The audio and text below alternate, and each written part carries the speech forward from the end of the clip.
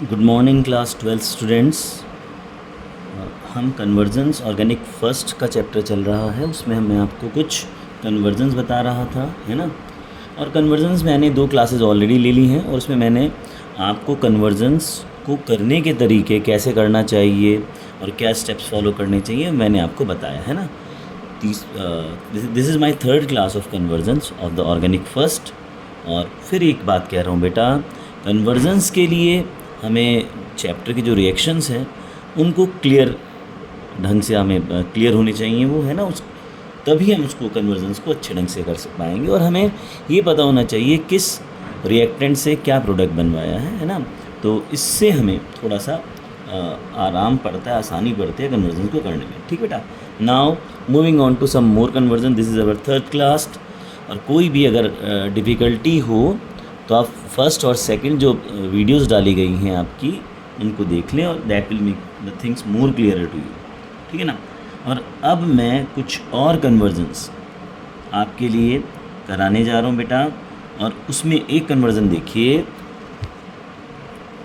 बढ़िया सा, 2 क्लोरोप्रोपेन से this is 1 propanol, propane 1 all भी लिखते हैं और 1 प्रोपेनॉल भी लिख देते हैं। पहले तो 1 प्रोपेनॉल ही लिखते थे, लेकिन अब प्रोपेन 1 ऑल लिखा जाने लगा है। तो देखिए इसमें क्या हो रहा है बेटा, समझिए पहले कन्वर्जन को, सबसे पहला समझना ज़रूरी है। 2 क्लोरोप्रोपेन मतलब सेकंड पोजीशन पर क्लोरीन ग्रुप ये, और प्रोपेन 1 ऑल मतलब फर्स्ट पोजीशन पर OH ग्रुप, है ना। कार्बन एटम सेम है प्रोपेन और प्रोपेन 1 ऑल में, ठीक है ना। तो सबसे पहले हमें इस ग्रुप को हटाना है, हैलोजन को हटाना है ना बेटा। और हैलोजन को हटाने का आपको पता है बेटा, हैलोजन को हटाने का तरीका क्या होता है, that is beta elimination reaction या डीहाइड्रोहेलोजिनेशन। डीहाइड्रोजनेशन या बीटा एलिमिनेशन रिएक्शन आपको पता है सेम ही बातें हैं, कोई डिफरेंस नहीं होता।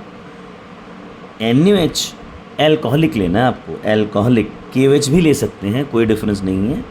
एल्कोहलिक याद रखना, एक्वस नहीं, है ना।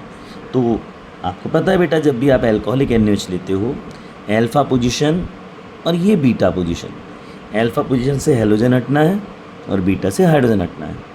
तो एक तो NaCl निकला और एक H2O निकला, और दोनों कार्बन एटम्स के बीच में एक डबल बॉन्ड आ गया, ठीक है। अब 1 प्रोपेनॉल, ठीक है ना। मैं डायरेक्टली ऑर्गेनिक 1 पढ़कर मैं डायरेक्टली एल्कीन में OH ग्रुप नहीं लगा सकता। तो पहले एल्कीन में OH ग्रुप लगाने के लिए पहले मुझे एल्कीन में हैलोजन लगाना पड़ेगा और फिर उस हैलोजन को रिप्लेस करना पड़ेगा किससे, OH से। कौन सी पोजीशन पर OH ग्रुप लगाना है, फर्स्ट पोजीशन पे लगाना है, तो फर्स्ट पोजीशन पर ही मुझे हैलोजन लगाना पड़ेगा। और मैं बार बार कह चुका हूँ आपसे, अगर फर्स्ट पोजीशन पर अगर हमें कोई ग्रुप लगाना हो या हैलोजन लगाना हो तो we have to move in anti Markovnikov manner, है ना। एंटी मार्कोनिक ऑफ मैनर में चलेंगे और आप देखेंगे कि मैं इसमें HBr ऐड करा रहा हूँ परऑक्साइड के साथ, है ना।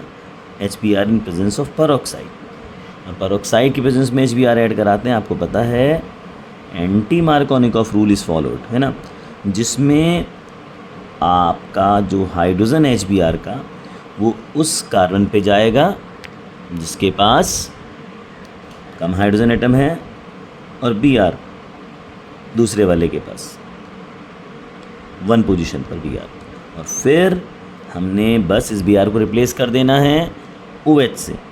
तो इस बार भी मुझे NaOH लेना पड़ेगा, but this time aqueous NaOH लेना पड़ेगा। याद रखने, एक्वस NaOH और एल्कोहलिक NaOH के रिएक्शन के डिफरेंस को, है ना। यहाँ से NaBr निकला और ये रिएक्शन इतनी बढ़िया है कन्वर्जन कि दोनों को इन्वॉल्व कर लेता है। NaOH एल्कोहलिक को भी इन्वॉल्व कर दिया, NaOH एक्वस को भी इन्वॉल्व कर दिया, और आपने देखा दोनों में आपने क्या क्या डिफरेंस देखे, है ना बेटा। आपने दोनों में क्या क्या डिफरेंस देखिए ना कैसे कैसे ये हुआ। क्लियर हुई बात बेटा?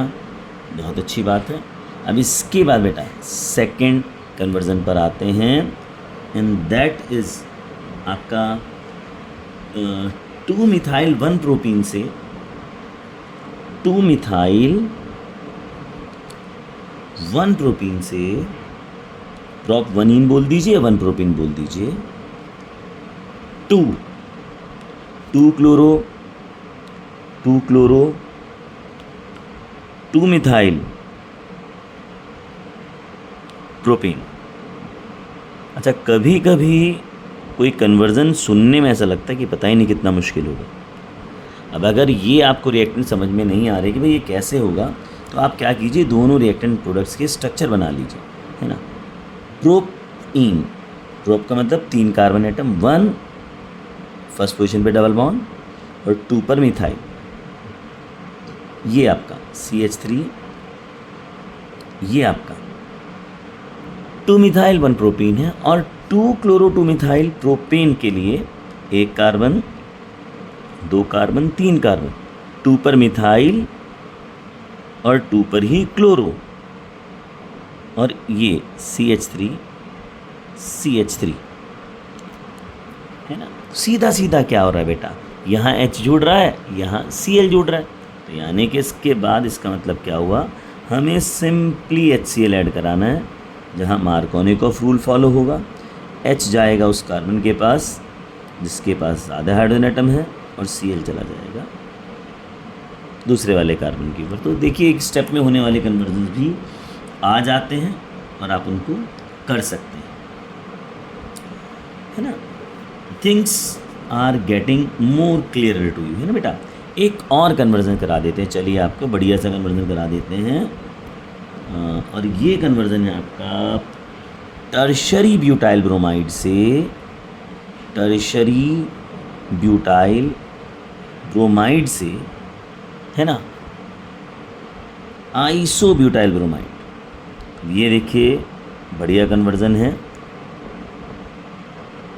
टर्शरी ब्यूटाइल ब्रोमाइड से आइसो ब्यूटाइल ब्रोमाइड। ठीक है बेटा, टर्शरी ब्यूटाइल ब्रोमाइड से आइसो ब्यूटाइल ब्रोमाइड। अब टर्शरी ब्यूटाइल ब्रोमाइड स्ट्रक्चर बनाएंगे,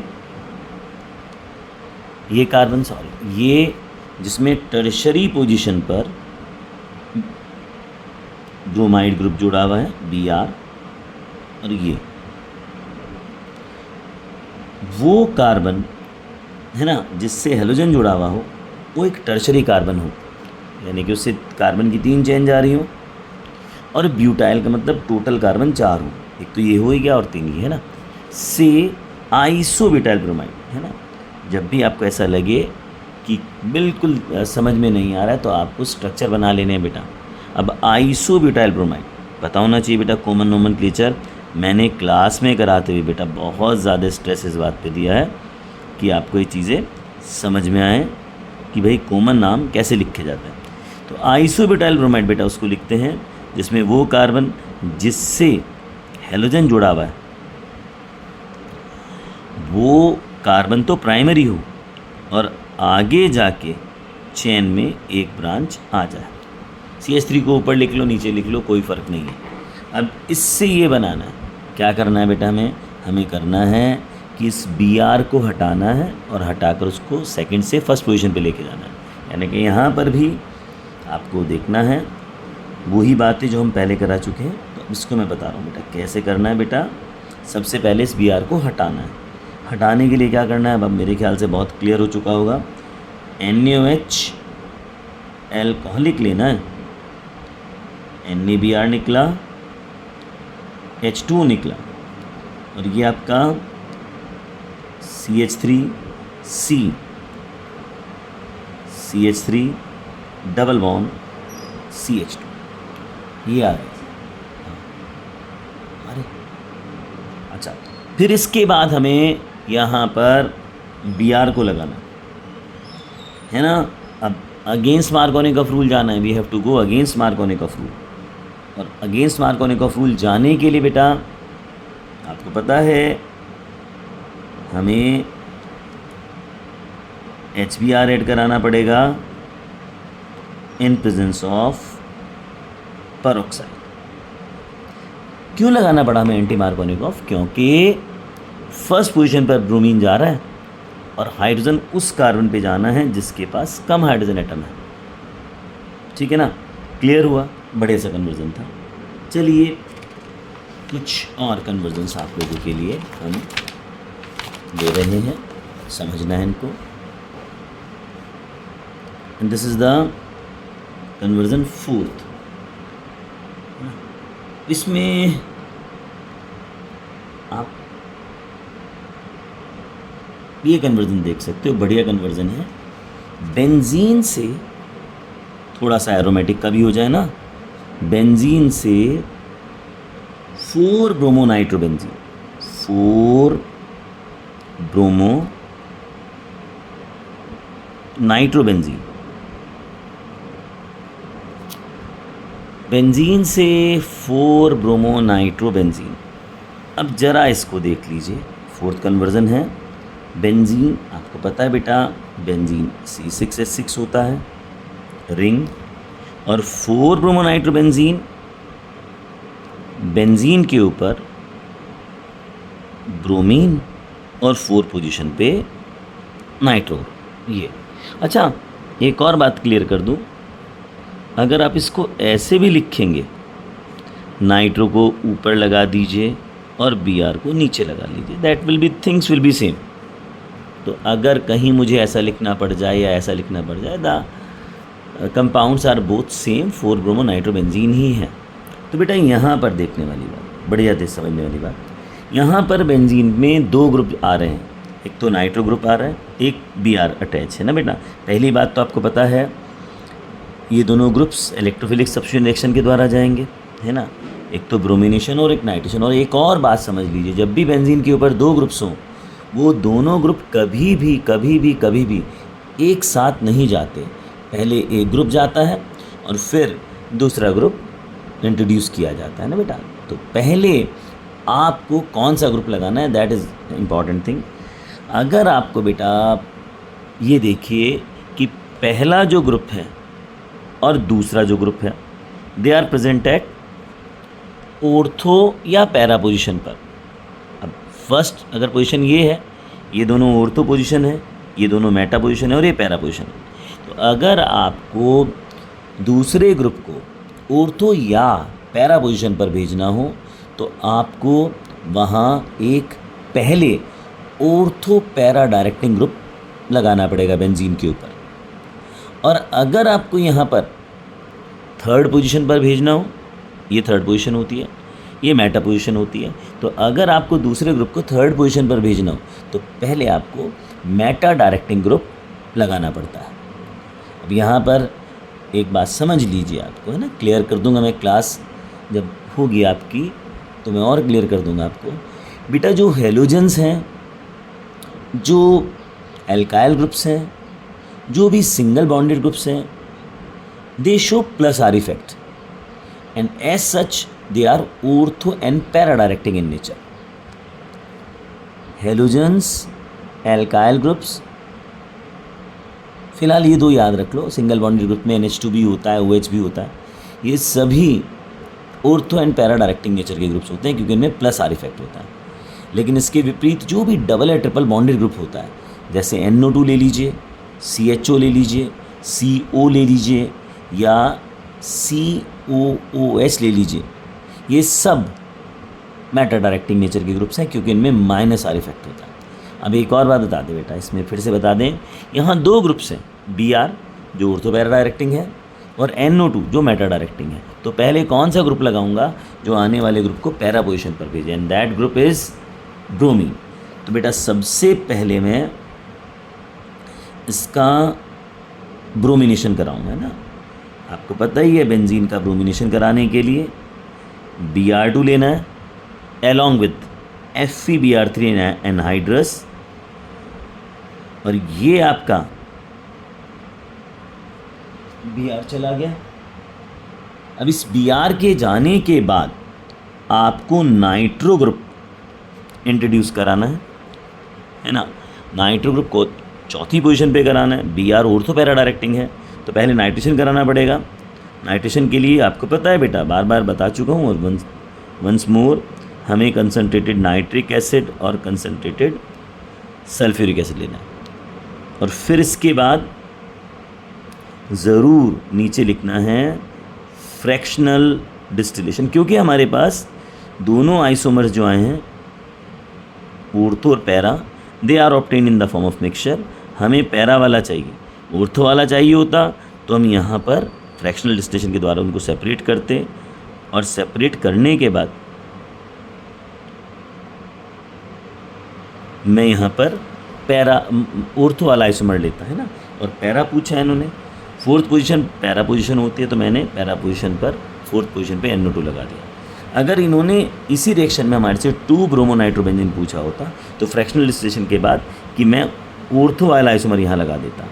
लेकिन इंटरेस्टिंग बात तब होती जब ये बेंजीन से 4 ब्रोमो के बजाय 3 नाइट्रोबेंजीन, इन्होंने 3 ब्रोमोनाइट्रोबेंजीन पूछा होता, तो उसमें मुझे उल्टा करना पड़ता।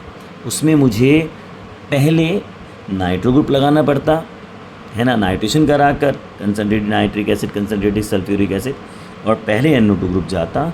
और अब NO2 ग्रुप, क्योंकि NO2 group matter directing nature का ग्रुप है, अब मैं अगर ब्रोमिनेशन कराऊँ उसका तो वो 3rd पोजीशन पर ब्रोमीन को भेजेगा, यानी कि मेटा पोजीशन पर भेजेगा। ठीक है बेटा, I think these conversions are very clear to you, है ना बेटा। अब इसमें करीब करीब कन्वर्जन जो बिल्कुल ज़रूरी कन्वर्जन्स थे वो मैं आपके करा चुका हूँ, ठीक है। और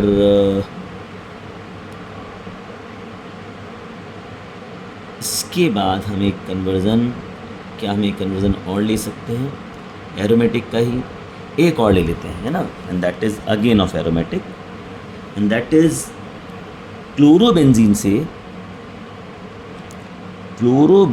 से पैरानाइट्रोफिनॉल। बढ़िया, दिस इज क्लोरोबेंजीन, बेंजीन के ऊपर Cl, that is chlorobenzene, and paranitrophenol आपको पता ही है OH और नाइट्रो ग्रुप। उल्टा भी लिखूंगा सेम बात होगी, तो यहाँ पर मुझे Cl हटाकर OH लगाना है और NO2 ग्रुप लगाना है। तो बेटा आपको पता है न्यूक्लियोफिलिक सब्स्टिट्यूशन रिएक्शन कराना पड़ेगा, क्योंकि बेंजीन से अगर आपको पुराने ग्रुप को हटाना है, नया ग्रुप को लगाना है, न्यूक्लियोफिलिक सब्स्टिट्यूशन रिएक्शन कराना पड़ता है। लेकिन आपको पता है न्यूक्लियोफिलिक सब्स्टिट्यूशन रिएक्शन बहुत मुश्किल होता है, तो मैं पहले OH लगाकर फिर NO2 लगाऊँ, दैट विल बी डिफ़िकल्ट। तो सबसे पहले मैं क्या करता हूँ, इसका मैं क्लोरोबेंजीन का नाइट्रेशन कराता हूँ, है ना, NO2 ग्रुप लगा देता हूँ, nitration, concentrated nitric acid, concentrated sulphuric acid, है ना, और नीचे फ्रैक्शनल डिस्टिलेशन, शॉर्टली FD लिख दिया मैंने, और यहाँ पर हमारा क्लोरीन तो है ही और NO2 ग्रुप आ गया।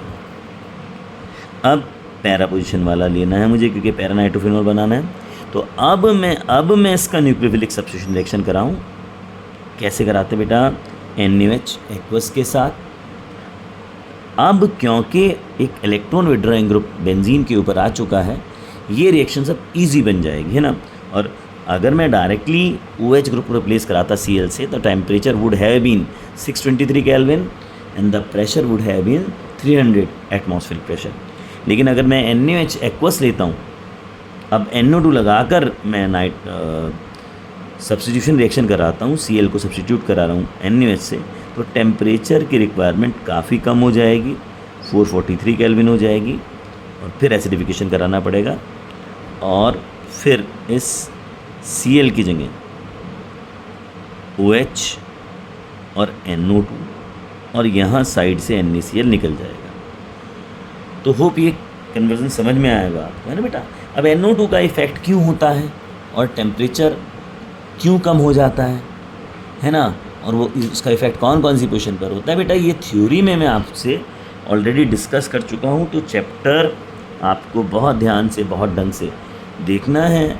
Notes I have already sent to your group, मैं ग्रुप में भेज चुका हूँ आपको, है ना। चैप्टर में वैसे भी नियर अबाउट करा चुका हूँ, ए सेक्शन में पूरा हो चुका है, बी में एक टॉपिक रहता है, बाकी आपका चैप्टर हो चुका है बेटा। पढ़ना है बहुत ढंग से, तभी जाकर you will win a commanding state. ठीक बेटा, that's all about this class. Hope to meet you on 24th।